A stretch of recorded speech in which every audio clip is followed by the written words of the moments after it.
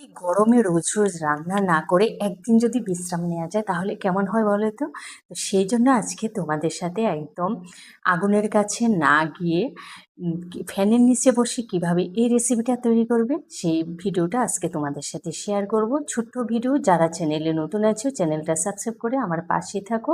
আর ভিডিওতে কিন্তু একটা লাইক দিতে ভুলো না, কারণ তোমাদের একটা লাইক আমার জন্য ভীষণ ভীষণ উপকারী। তো এবার চলো মেন উপকরণে যাই। তো এখানে আমি নিয়েছি 100 গ্রাম টক দই। এবার ওই টক দইয়ের বাটিটা দিয়ে সম পরিমাণে আমি দিয়েছি জল। ওই বাটিটা ধুয়েই আর কি, তার আগে আমি না টক দইটাকে বেশ ভালো করে ফেটিয়ে নেব। টক দইটা একদম স্মুথভাবে ফেটিয়ে নেবে, তাহলে কিন্তু এটা খেতেও ভালো লাগবে, মুখে কোনো টক দিয়ে দানাদার অংশ থাকবে না। তারপরে ওই যে বললাম ওই টক দইয়ের বাটিটা ধুয়েই আমি দিয়েছি সম পরিমাণে জল।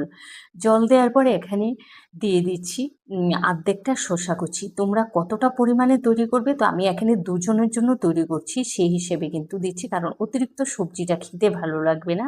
একটা ছোটো সাইজে পেঁয়াজ কুচি, দুটো কাঁচা লঙ্কা কুচি, ঝালটা তোমরা তোমাদের পছন্দ মতো দেবে। দিয়েছি হাফ চা চামচ রেগুলার নুন, আর দিয়েছি 1 চা চামচ চিনি ছোটো চামচে, আর হাফ চা চামচ বিট নুন। এবার সমস্ত উপকরণগুলোকে ভালো করে মিশিয়ে নেব।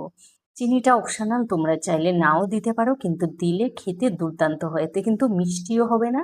আর দিয়েছি বুন্দিয়া, ওই যে বাটিতে আমি টক দই দিয়েছি তার অর্ধেকটা দিয়েছি বুন্দিয়া। এই বুন্দিয়াটা আমি ঘরেই তৈরি করে নিয়েছি, তোমরা চাইলে দোকান থেকেও কিনে আনতে পারো।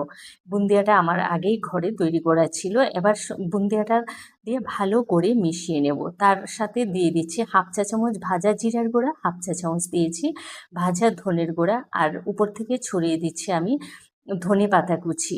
এবার এই সমস্ত উপকরণগুলোকে আবারও ভালো করে মিশিয়ে আমি ঢেকে রেখে দেব তোমার 30 মিনিটের জন্য ফ্রিজে। তাতে কী হবে, বুন্দিয়াটাও দইয়ের সাথে ভালোভাবে মিশে নরম হয়ে যাবে, আর এটা না একদম ফুলে ফেপে উঠবে। তা আমি উপরে একটু কাশ্মীরি লঙ্কার গুঁড়োও ছড়িয়ে দিয়েছি, দেখতে ভালো লাগে।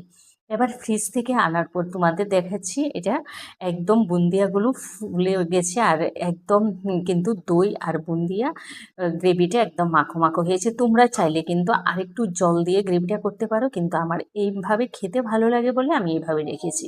তোমরা তোমাদের পছন্দ মতো জলটা দিতে পারো। তোমরা যদি ভাবো যে আরেকটু জল দিয়ে খাবে, সেটাও তোমরা একটু জল বা টক দই মিশিয়ে নিতে পারো।